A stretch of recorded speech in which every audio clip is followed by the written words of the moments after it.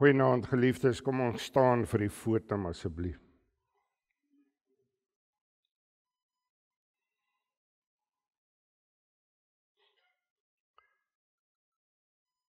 So sê die Here, jou verlosser, die Heilige van Israel. Ek is die Here jou God wat jou leer wat heilsaam is, wat jou lei op die weg wat jy moet gaan. Geliefdes, genade, barmhartigheid en vrede van God ons Vader en Jesus Christus ons Here, deur die kragvolle werking van die Heilige Gees. Amen. Gemeente, kom ons sing Psalm 18. Psalm 18, 'n wonderlike psalm waar ons ook sing dat ons God lief het. Hy het ons eerste lief gehad. Ons het hom lief, wederliefde. En hierdie liefde spreek ook van ons geloof in hom. Daardie verhouding wat ons met die Here het. Kom ons sing Psalm 18, ons sing daar verse 1 en 14.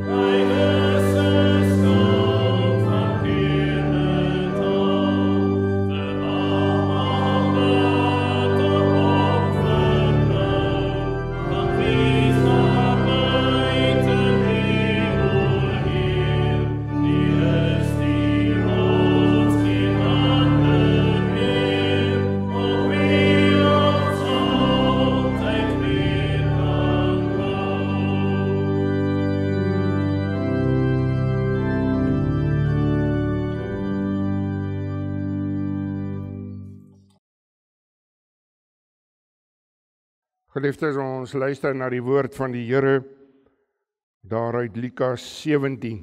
Lukas 17 gaan ons daar lees van vers 1 tot en met vers 10.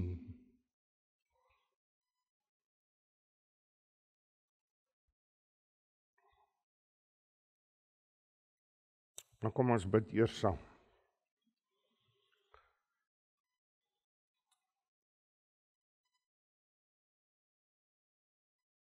Here God,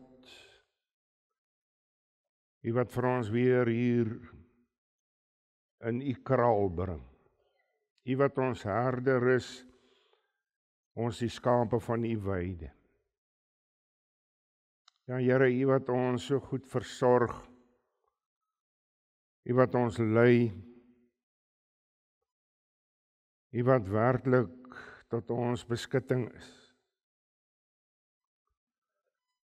En so Here, waar ons in die week ook hier voor U aangesig kom, om saam te luister na U woord, saam te kon bid. Hier waar ons ook gedenk en vier die uitstorting van U Heilige Gees, dan wil ons werklik ook stil raak voor U. Stil Here om ook so voor U te wees, ons wat so diep afhanklik van U is. Here, U wat die almagtige, alwetende, alwyse God is. wat ook so vir ons wil kom lei en leer. Want ons dwaal so maklik. Ons twyfel so maklik. En so wil hy deur die woord ook ons in die geloof versterk. En daarom vra ons ook, Here, versterk U vir ons ook vanaand, so deur die woord en gees in die geloof. Sodat ons ook in hierdie wêreld kan uitgaan met geloofsmoed en durf. Om te weet, ons stap nie hierdie pad alleen nie, maar U stap met ons, U stap voor ons uit. Wees hier by ons en seën U vir ons. Wees U ons genadig, Here, ons smeek dit in die naam van Jesus Christus. Amen.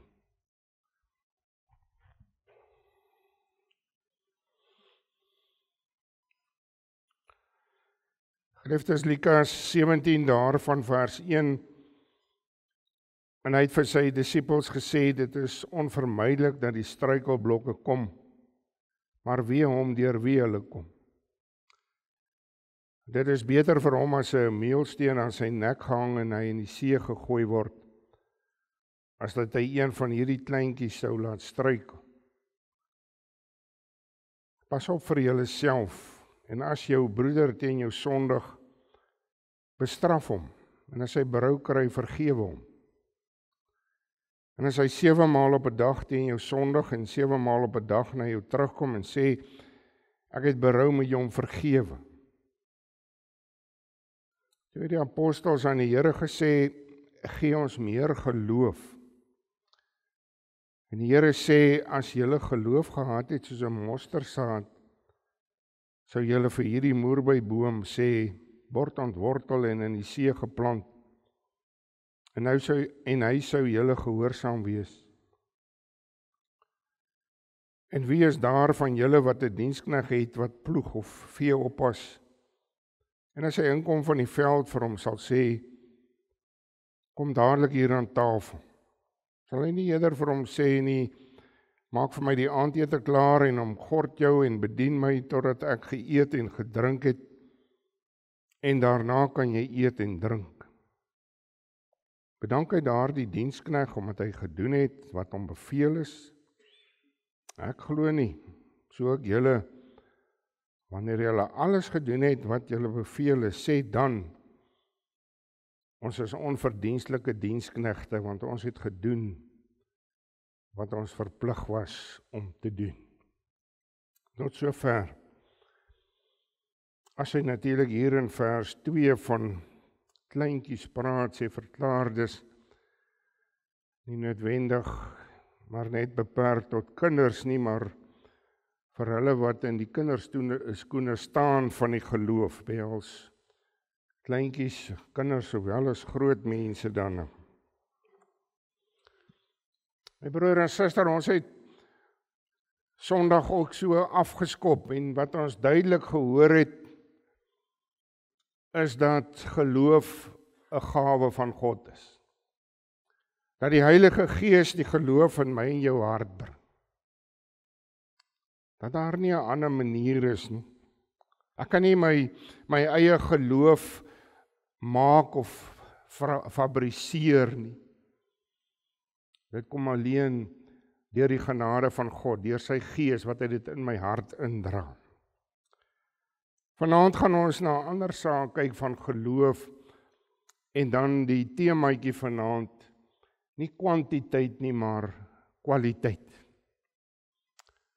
Jesus praat hier met sy disippels, en as hy met sy disippels praat, dan praat hy met elkeen van ons ook vanaand, elke gelowige kind van hom. En hy sê vir hulle moet pas op, dat hulle swak gedrag nie so kan wees, dat dit 'n struikelblok is vir ander nie. Hy waarsku hulle. Hulle kan deur hierdie slegte gedrag, kan hulle ander baie skade aandoen. En veral, dan spreek hy hulle ook aan hier oor hulle vergewensgesindheid. Maar baie belangrik, en dis wat ons ook hier gehoor het, en wat elkeen van ons ter harte kan neem, is dat hulle vergewensgesindheid ook 'n saak is, wat nie 'n swakheid by hulle moet wees nie. Wat hy hier bedoel is ook, die skuldige moet eers bestraf word. Hy moet daarop gewys word dat hy verkeerd is en hy moet ook berou kom toon, sodat hy kan aanspraak maak op vergifnis. En net soos ons het hierdie disippels ook geworstel met vergifnis. Ek dink nie is een vanaand wat kan sê worstel met vergifnis. Maak nie saak wat die omstandighede ook al is nie. En die eis van die Here hier in vers 4 bring hulle onder 'n geweldige besef van hulle eie swakheid. Hulle weet hulle sukkel daarmee. En nou gaan hulle, en dis ook daarin in vers 5 en 6 dan ons teksverse waar hulle sê gee ons meer geloof. En dan sê die Here natuurlik vir hulle, as julle geloof gehad het soos 'n mosterdsak. Hulle vra hom om meer geloof sodat hulle sy opdrag veral oor die vergifnis kan uitvoer. Hulle vra met ander woorde geloof wat hulle geestelik sal versterk. En soos ek net nou gesê het, as hy met hierdie disippels praat, dan kan ons onsself ook in hulle skoene stel. En ons kan vir mekaar sê, dis nie net ten opsigte van vergifnis wat ons sukkel.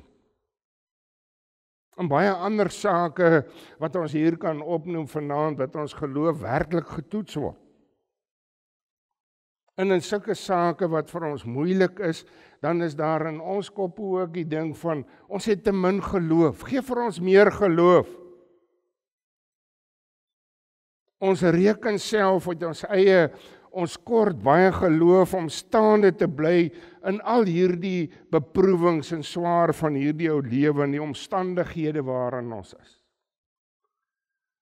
As daar moeilike sake is, dan voel ek maar ek moet meer geloof hê. As daar 'n slegte gebeurtenis was, dan voel ek maar ek moet meer geloof hê om hier uit te kom. En die antwoord wat die Here vir hulle gee, die Here Jesus vir hulle gee, is nie 'n direkte antwoord nie. Die antwoord wat hy hulle gee is dat hulle kan besef, maar hulle het nie 'n behoefte aan meer geloof nie. Hulle het behoefte aan die regte soort geloof, aan 'n egte opregte geloof. En daarom gaan dit ook, soos ons tema vanaand sê, nie oor kwantiteit nie, maar kwaliteit.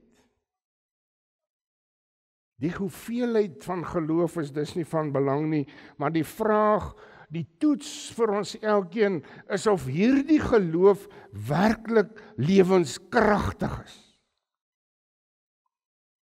En dis die vraag wat ek en jy moet afvra. Om maar een van die voorbeelde in die woord van God vir u te wys, en daar is baie, waar ons merk waar daar werklikheid opregtheid van geloof te bespeur was in die gebed van die tollenaar, Lukas 18. Hy praat nie baie nie, sy gebed is kort, net 'n paar woorde tot die Here, maar hy kom in hierdie diepe opregtheid en eerbied. Lukas 18 vers 13, hy sê net, o God, wees my sondaar genadig. En dan daarenteen natuurlik die gebed van die fariseer wat vol selfvoldaanheid is, selfverheffing. Daar kom 'n mens ook agter dat hy baie skynheilig is, daar in Lukas 18 vers 11, dan sê hy, o God, ek dank U dat ek nie soos die ander mense is nie, rowers, onregverdiges, egbreekers of ook soos hierdie tollenaar nie. Ek vas 2 keer in die week en ek gee tiendes van alles wat ek verkry. 'n Mens hoor sommer daardie ek elke keer. En dan weet ons, hierdie Fariseër se gebed getuig nie regtig van opregte geloof in die Here nie.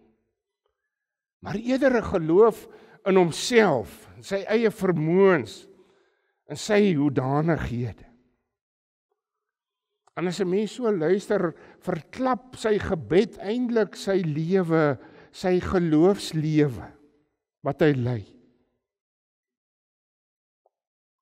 Maar die tollenaar se geloof daarenteen, dit wat ons hoor in sy gebed, daardie geloof van hom is gefestig in die Here self. En hy weet, hy's te swak, hy's te ellendig. En hy besef net die Here wat my kan help. Uit myself kan ek nie. Sy hoop is op die Here alleen. My broer en suster, dink bietjie vanaand daaroor ook so. Geloof is juis om die leiersels van my lewe oor te gee, totaal en al oor te gee vir die Here, dat hy beheer kan neem. As hulle maar geloof gehad het soos 'n mosterdsaad.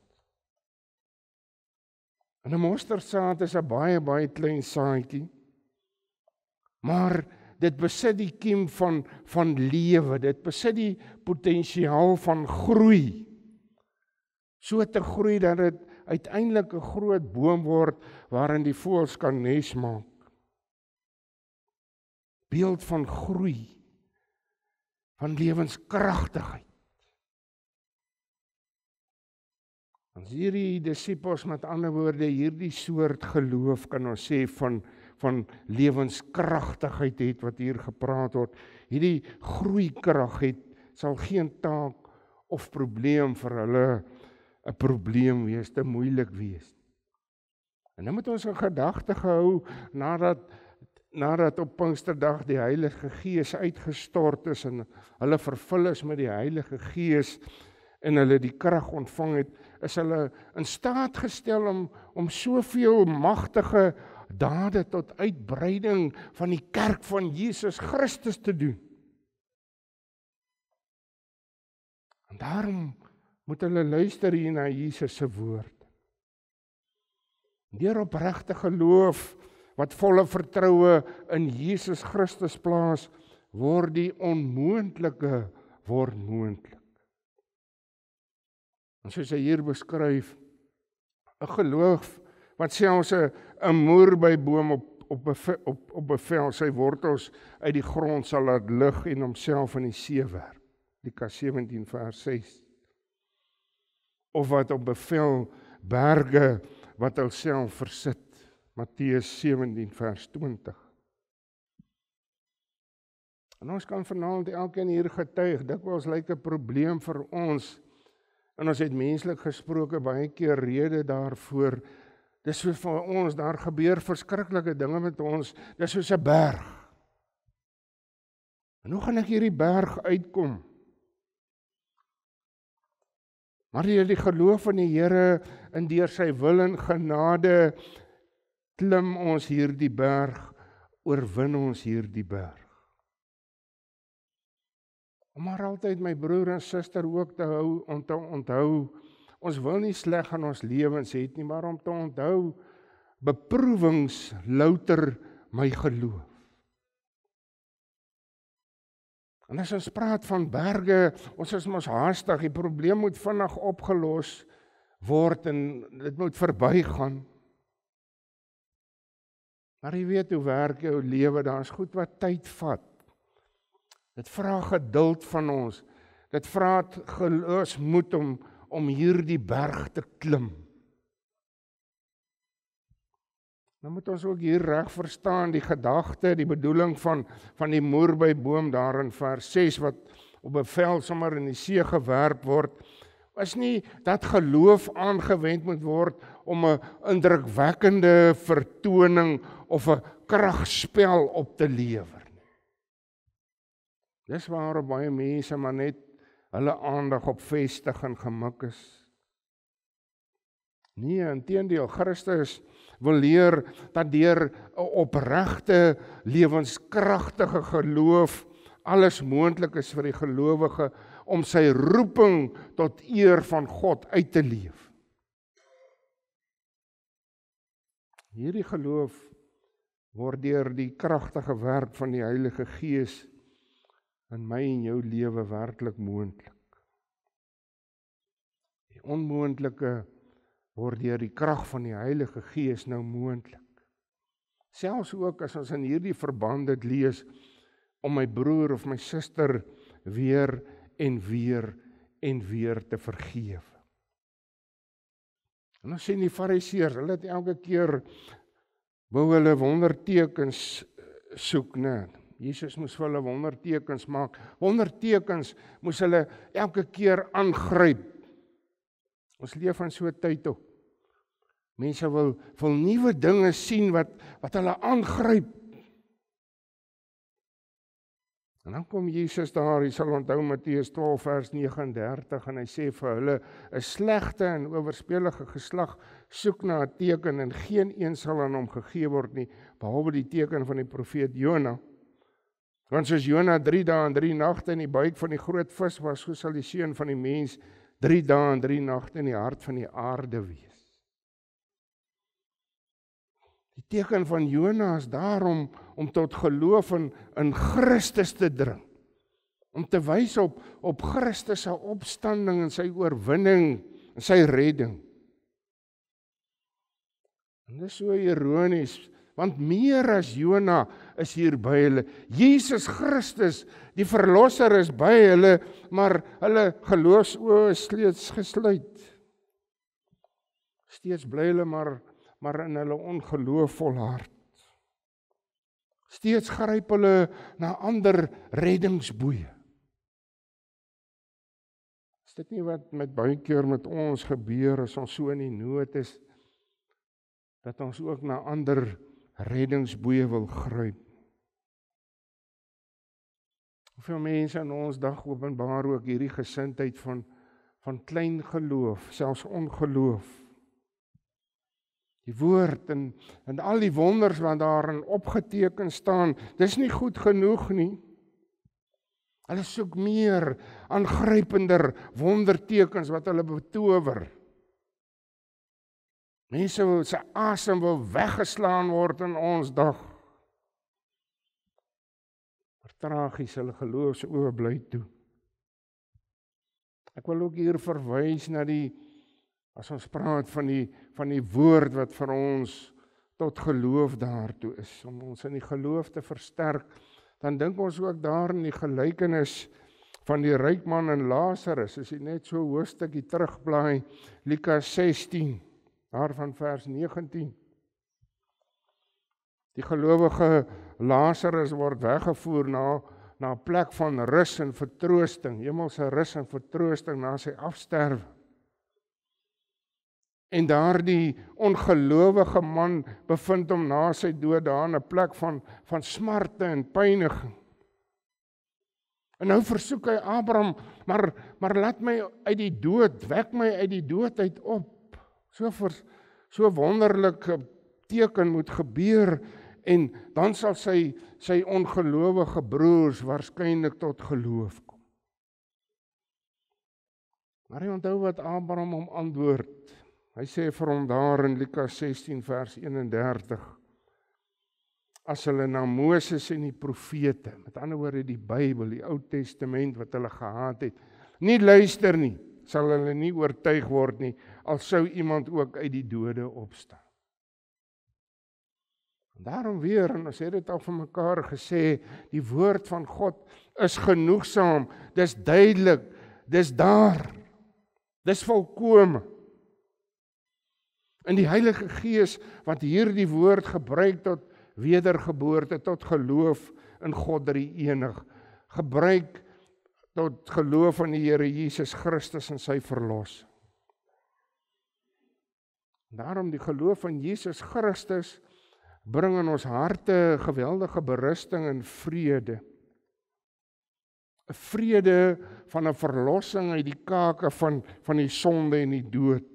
'n vrede van 'n ewige hemelse heerlikheid wat op my en jou wag. En iemand wat nie werklik hierdie geloof in die hart het nie, sal nie tot hierdie vredevolle berusting kom nie. En jy kry dit mos, jy het al sekerlik ook met sulke mense te doen gekry. Hulle bly maar altyd soekende omdat hulle so in die ongeloof volhard. Ons het 'n gesegde en ons sê dit nogal baie keer, sien is glo. Ons leef in so 'n wêreld, so 'n onbetroubare wêreld vol bedrog. En dan kom mense en hulle lei ons baie keer om die bos, met baie slinkse planne en idees. Maar ja, ons weet ook, dis maar so in ons natuur om skepties en verdag te wees. Oor die eeue was dit al so. Ongelowige Thomas, hy wil eers sien, hy wil voel, hy wil seker maak, dis Jesus wat daar staan.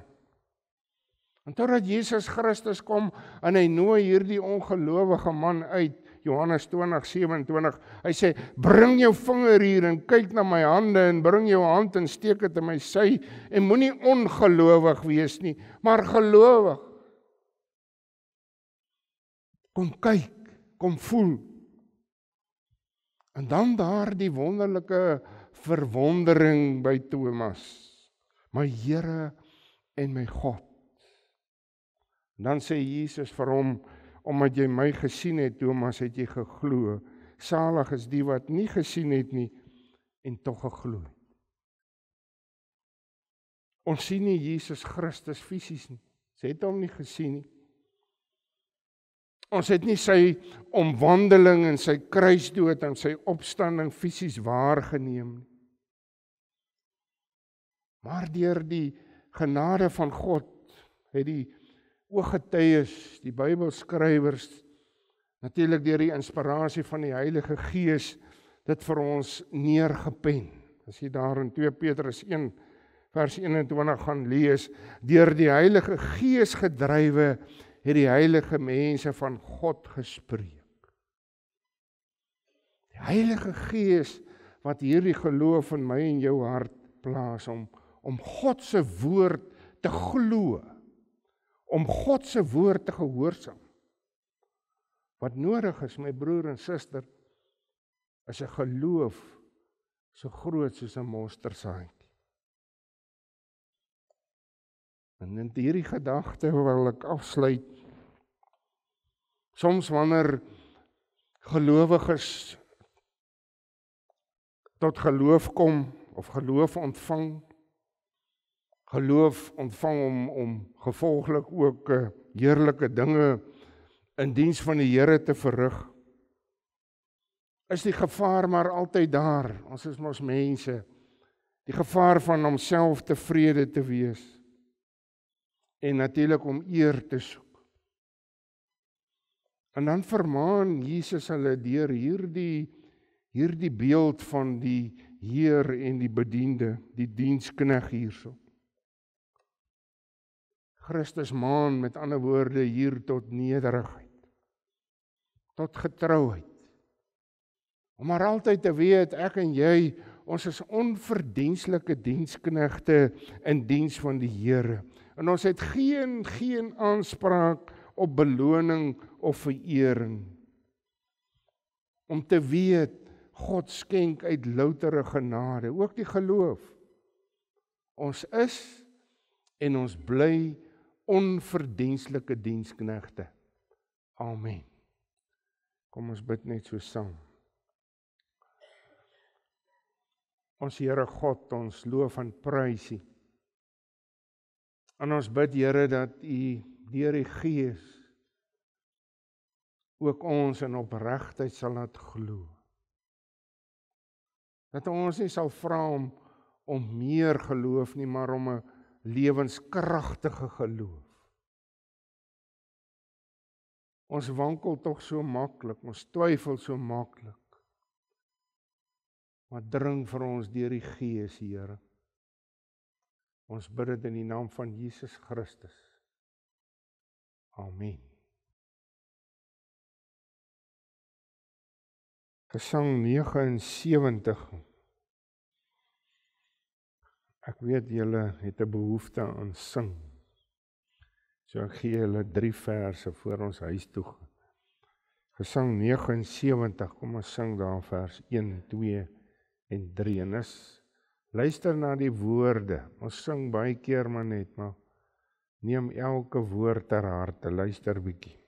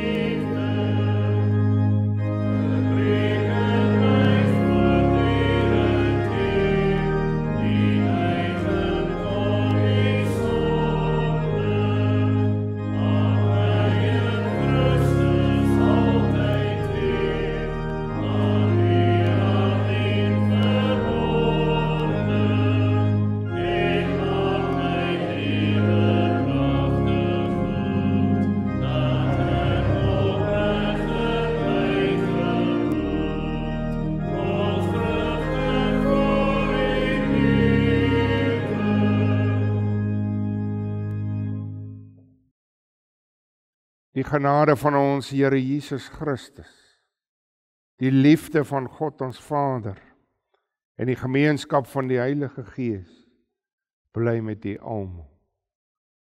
Amen.